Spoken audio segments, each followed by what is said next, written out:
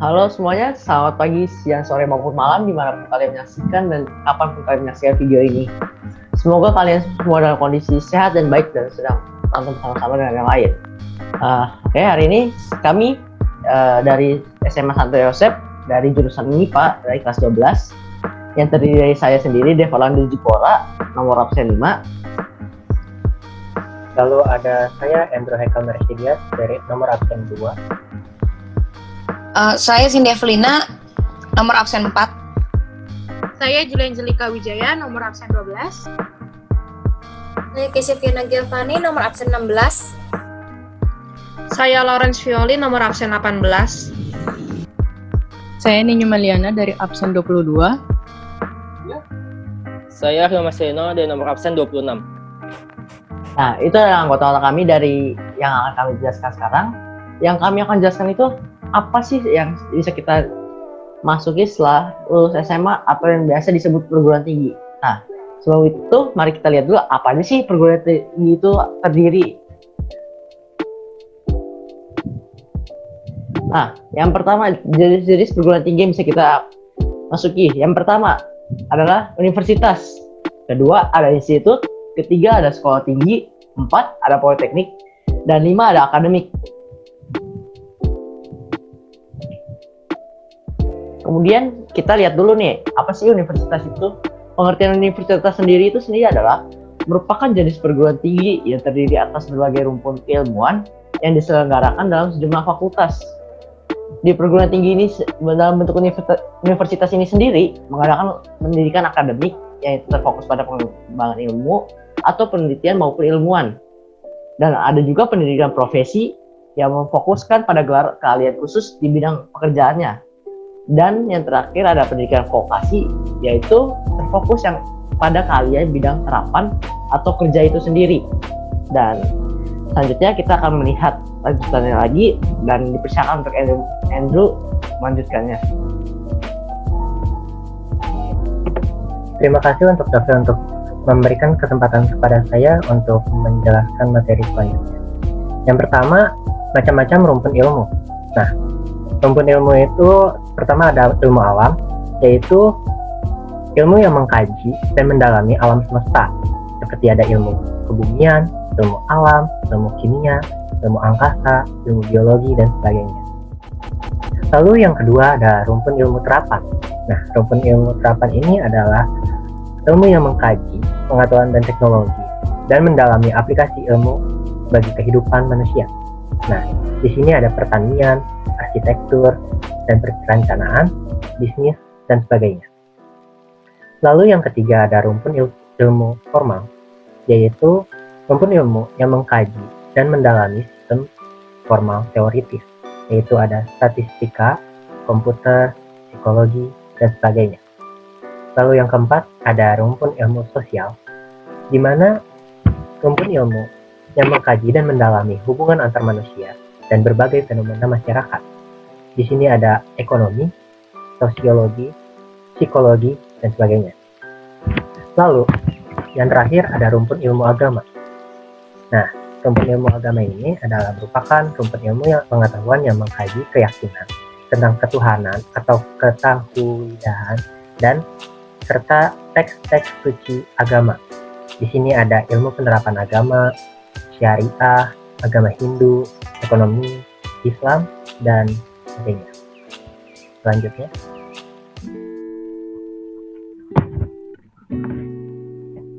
Nah, di sini ada contoh-contoh universitas. Yang pertama ada Universitas Indonesia. Ini adalah salah satu universitas negeri di Indonesia ini. Nah, di sini letaknya itu ada di daerah Depok. Di sini ada beberapa fakultas yang diunggulkan. Yang pertama dari bidang saintek, yaitu ada kedokteran, kesehatan masyarakat, geologi. Dan di bidang sosial dan hukum atau soskum, yaitu ada ilmu hukum, manajemen, dan ilmu komunikasi. Terus yang kedua ada Universitas Gadjah Mada yang terletak di Yogyakarta. Nah, di sini itu ada yang diunggulkannya itu adalah di bidang saintek. Yang pertama ada ilmu kedokteran, farmasi, teknik sipil, dan pada bidang soskum, yaitu ada ilmu hukum, biologi, manajemen, dan akuntansi. Lalu ada 2 lagi yang ingin saya tambahkan, yaitu ada Universitas Brawijaya yang berada di Malang. Ada beberapa fakultas yang diunggulkan, yaitu pada bidang saintek, ada agroteknologi, peternakan, dan pendidikan kedokteran. Lalu pada bidang sosum, yaitu ada ilmu hukum, ilmu administrasi, bisnis. Lalu ada satu lagi, yaitu Universitas Negeri Semarang. Beberapa fakultas yang diunggulkan yaitu pada bidang saintek ada kedokteran, psikologi, ilmu teknologi pangan, dan pada bidang sosum yaitu ada pendidikan guru sekolah dasar, manajemen, dan ilmu komunikasi. Lalu di sini ada BINUS University atau Bina Nusantara, Universitas Bina Nusantara. Nah, beberapa fakultas yang diunggulkan pada BINUS University ini yaitu ada Business Creation, Hubungan Internasional, dan Cyber Security. Lalu yang keempat ada Universitas Tarumanegara, yaitu adalah yang berada di Jakarta, dan beberapa fakultas yang diunggulkannya yaitu ada Fakultas Hukum, Fakultas Ekonomi, Fakultas Psikologi, dan Teknik. Dan satu lagi yang ingin saya tambahkan adalah Universitas Bunda Mulia. Dan di universitas yang diunggulkannya itu, di universitas ini yang diunggulkannya itu ada teknik informatika, teknik industri, dan manajemen. Selanjutnya akan dijelaskan oleh Kezia Fiona Giovanni.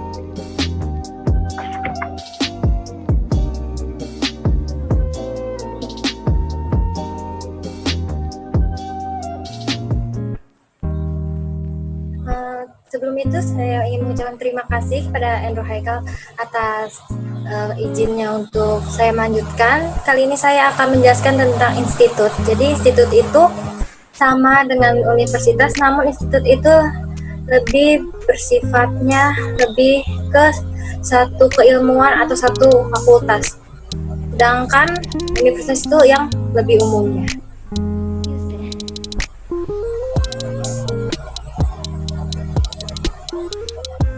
Di sini ada contohnya, saya mengambil contohnya Institut Teknologi Bandung atau ITB yang lebih mengarah ke ilmu alam, yaitu contoh-contohnya ada Fakultas Ilmu Angkasa atau Antariksa, Fakultas Ilmu Biologi, Fakultas Ilmu Kimia, Fakultas Ilmu Fisika, dan Fakultas Ilmu Kebumian, serta fakultas-fakultas ilmu alam yang lain. Lalu di sini ada contoh-contoh institut. Di sini ada Institut Teknologi Bandung di Bandung, Institut Pertanian Bogor di Bogor, Institut Teknologi Nasional di Malang, dan Institut Teknologi Harapan Bangsa di Bandung.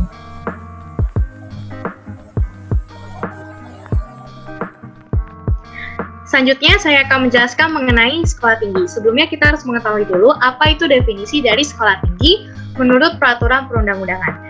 Sekolah tinggi berhak menyelenggarakan pendidikan akademik dan atau vokasi dalam lingkup satu disiplin ilmu pengetahuan, teknologi, dan atau seni, dan jika memenuhi syarat dapat menyelenggarakan pendidikan profesi. Nah, saya akan menjelaskan apa itu perbedaan pendidikan akademik dan vokasi. Nah, pendidikan akademik itu lebih berfokus terhadap teoritis, sedangkan vokasi lebih berfokus terhadap prakteknya. Jadi secara gampang atau secara umumnya gitu yang sehari-hari kita tahu, jadi pendidikan akademik itu seperti SMA, sedangkan vokasi itu seperti SMK, di mana gelar yang diperoleh pun juga berbeda. Jika pendidikan akademis itu berhak memberikan mahasiswanya yang sudah lulus gelar S1, S2, dan seterusnya, sedangkan vokasi bisa memberikan gelar yaitu D1, D2, dan seterusnya. Lalu apa sih perbedaan sekolah tinggi dengan perguruan tinggi lainnya? Nah, sekolah tinggi itu sebenarnya hampir sama universitas dan institut. Perbedaannya itu adalah sekolah tinggi hanya terdiri dari satu fakultas yang dibagi menjadi beberapa jenis jurusan yang berkaitan dengan fakultas tersebut. Sebagai contoh misalnya, Fakultas Teknobiologi, maka jurusan-jurusannya itu seperti bioteknologi, teknologi pangan, microbiology, dan lain sebagainya. Nah, ini adalah contoh-contoh dari sekolah tinggi. Mewakili sekolah tinggi negeri ada Sekolah Tinggi Pertahanan Nasional dan Sekolah Tinggi Transportasi Darat. Sedangkan untuk sekolah tinggi swasta ada STIKes Katolik Santo Vincentius dan STKIP Bina Bangsa Gesempana. Nah, sebenarnya akhir-akhir ini sekolah tinggi negeri ya khususnya itu diganti namanya oleh pemerintah menjadi politeknik. Salah satu contohnya adalah sekolah tinggi yang cukup bergengsi dan ternama yaitu STAN, Sekolah Tinggi Akuntansi Negara, yang akhir-akhir ini diganti menjadi Politeknik Akuntansi Negara. Nah, apa sih politeknik itu? Politeknik akan dijelaskan oleh rekan saya, Rio Marcelino. Selanjutnya ada politeknik. Politeknik ialah perguruan tinggi yang hanya menyediakan pendidikan berbasis vokasi, sehingga politeknik tidak menyelenggarakan pendidikan akademik. Dalam proses pembelajarannya, politeknik lebih menekankan kepada praktikum dibandingkan dengan teori, di mana praktikum banding teorinya adalah 70% banding 30%. Selain itu, politeknik juga memiliki visi dan misinya sendiri, yaitu menyiapkan peserta didiknya menjadi lulusan dengan kemampuan profesional yang mampu menerapkan, mengembangkan, dan menyebarluaskan ilmu pengetahuan dan teknologi, agar dapat bersaing dengan para lulusan di perguruan tinggi di dunia pekerjaan. Berikut adalah beberapa contoh-contoh politeknik. Yang pertama adalah Politeknik Elektronika Negeri Surabaya, Politeknik Negeri Sriwijaya, Politeknik Negeri Semarang, Politeknik Caltex Riau, dan masih banyak lagi.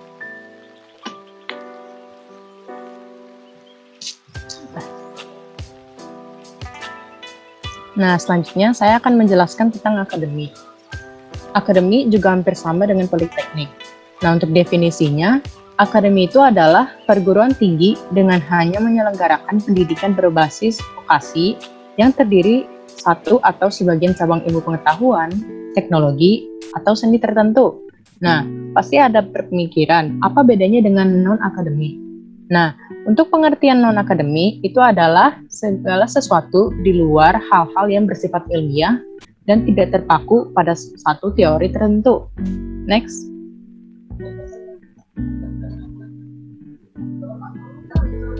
Nah, selain itu, untuk perbedaan politeknik dan akademi adalah perbedaannya itu jika politeknik menyelenggarakan pendidikan vokasi itu yang berasal dari beberapa rumpun ilmu, sedangkan akademi hanya menyelenggarakan pendidikan vokasi dari satu cabang ilmu.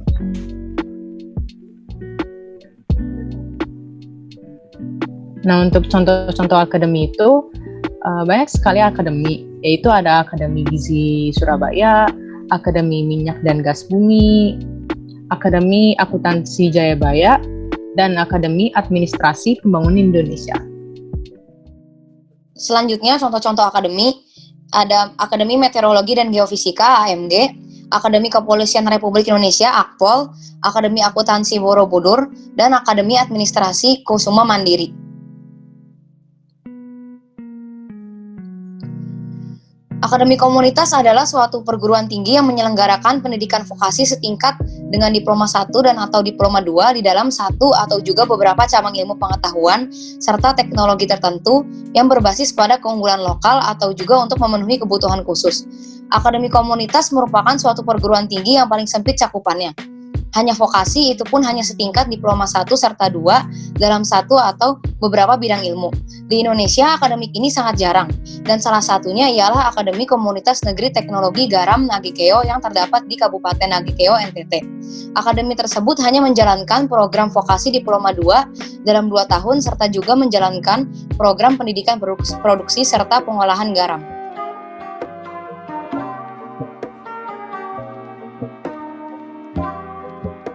Selanjutnya adalah alasan untuk melanjutkan ke perguruan tinggi.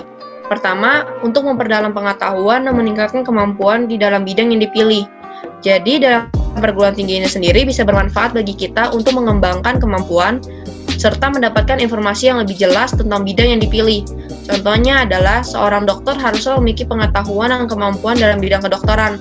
Untuk mendapatkan kemampuan dan pengetahuan tersebut, ia pun melanjutkan ke perguruan tinggi kedokteran. Kedua, mengasah diri baik dari akademis maupun kepribadian agar menjadi angkatan kerja yang matang. Jadi dalam perguruan tinggi ini sendiri bisa mematangkan kita selain secara akademis juga secara kepribadian, di mana bisa melalui kegiatan organisasi yang ada di dunia perguruan tinggi.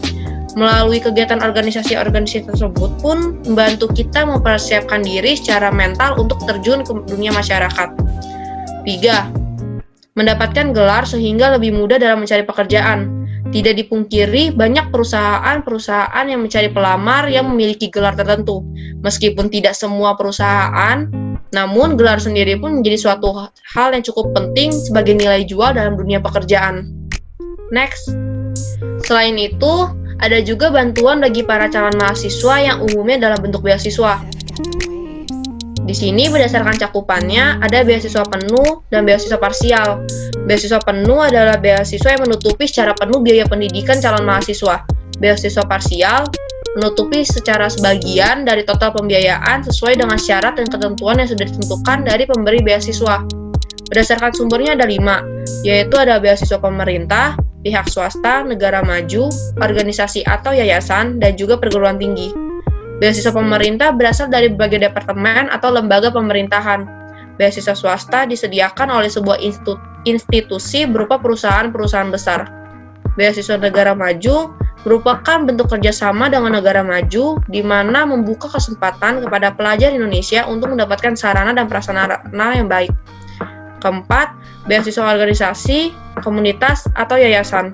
Contohnya adalah Yayasan Orbit Hasri Ainun Habibi yang merupakan komitmen dari mendiang Ibu Ainun untuk memfasilitasi anak-anak Indonesia yang berprestasi namun terkendala secara biaya.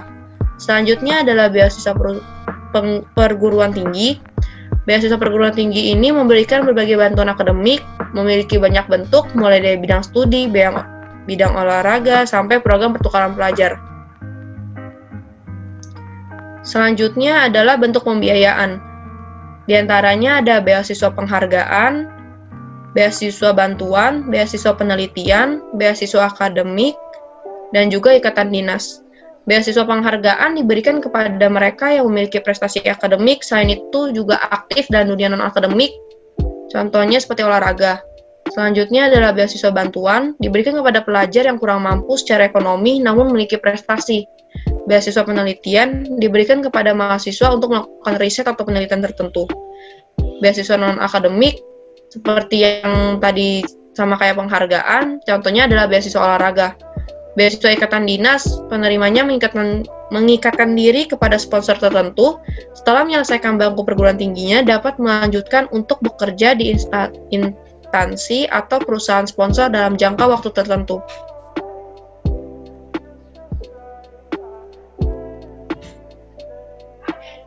Dah, matiin. Oke. Selanjutnya yang ini. Selanjutnya biarkan saya tambahkan sedikit. Bagi teman-teman yang mungkin belum menemukan minat atau jurusannya sendiri namun berencana juga untuk kuliah, banyak juga univ-univ yang sudah membuka open house atau beda jurusan yang membantu kita untuk mengenal lebih banyak jurusan dalam dunia perguruan tinggi atau perkuliahan. Selain itu, saya juga ingin mengatakan bahwa jika teman-teman suatu saat di kedepannya merasa salah jurusan atau sesuatu yang tidak sesuai dengan minat teman-teman, jangan menganggap itu sebagai sebuah kesalahan, karena pada dasarnya tidak ada ilmu yang tidak berguna. Selanjutnya saya akan berikan kepada Dev Orlando Zipora untuk mengakhiri. Terima kasih semuanya. Sekarang saya akan sedikit merangkum apa yang telah kita bahas dari awal sampai akhir ini, supaya penonton yang menonton ini dapat lebih mudah untuk memahami apa yang kami jelaskan. Kita ini sebagai remaja bentar lagi pasti akan lulus dari SMA, pasti bentar lagi. Setelah SMA pasti kita semua ingin masuk ke perguruan tinggi. Pasti perguruan tinggi yang kita incar pasti kita maunya sesuai dengan apa yang kita inginkan. Sedangkan perguruan tinggi itu sangatlah luas, universitas, ada di universitas, institut, dan itu semua punya kelebihan dan kekurangan masing-masing. Kita pasti harus memilih yang terbaik, karena kesempatan untuk memilih yang terbaik hanyalah sekali. Kalau sudah beberapa kali itu bukan kesempatan terbaik lagi, karena sudah melewati waktu yang sangat panjang untuk mengubahnya lagi. Nah, jadi kita harus mengetahui dulu segala macam tentang perguruan tinggi. Semakin banyak yang kita tahu, semakin mudah kita memilih kedepannya kita akan memilih seperti apa, tujuan kita perguruan tinggi yang mana, jurusan apa, itu sangatlah penting. Setiap perguruan tinggi mempunyai kelebihan yang sangatlah unik masing-masing. Kekurangan pasti ada setiap universitas ataupun institusi dan perguruan tinggi yang lainnya. Itu semua adalah pilihan kita. Dan kita juga untuk masuk perguruan tinggi tidak akan mudah karena adalah banyak ujian, tes yang harus kita lalui, dan biaya yang sangatlah besar. Oleh karena itu kita juga bisa diberikan bantuan sedikit seperti bantuan beasiswa yang tadi sudah dijelaskan, bahwa beasiswa itu membantu kita meringankan kita untuk dapat melanjutkan perguruan tinggi, karena tidak semua orang bisa memberikan semua uang terbaik segalanya untuk masuk ke perguruan tinggi. Beasiswa ini sendiri dapat kita capai dari berbagai macam cara, seperti prestasi kita selama SMA, atau kemampuan akademik kita yang luar biasa, maupun prestasi di luar akademik, itu mempengaruhi semua hal yang dapat kita tuju. Mungkin itu saja dari yang dapat kami sampaikan. Terima kasih untuk teman-teman saya juga yang sudah menjelaskan pada semuanya, dan terima kasih sudah mendengarkan, menyaksikan video presentasi kami mengenai perguruan tinggi yang akan kalian capai atau kalian tuju. Mohon maaf jika ada salah kata yang kami ucapkan, dan mohon maaf jika ada kata-kata yang tidak berkenan pada kalian dan tidak enak didengar. Mohon maaf, sekian dari kelompok kami. Terima kasih banyak. God bless you.